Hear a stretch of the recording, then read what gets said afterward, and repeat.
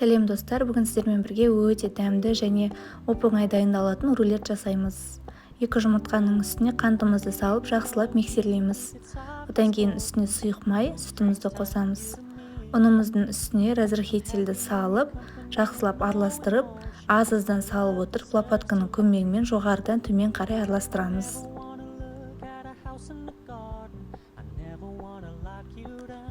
Бізде осындай масса шығады. Қызып тұрған 220 градус пеште беті қызарғанша пісіріп аламыз. Піскеннен кейін сразу осылайынан орап алып 15 минутқа қоя тұрамыз. Әйтпесе біздің жаңағы орамасақ рулетіміз кеуіп орауға келмей қалады. Арасына кез келген начинка салсаңыздар болады. Мен шоколад салдым, варенье салсаңыздар да болады. Осылайынан орап холодильникке 1 сағатқа арасы сіңгенше қоясыздар. Осылайынан кесіп әдемілеп ұсынсаңыздар болады. Дәмі өте дәмді ас болсын.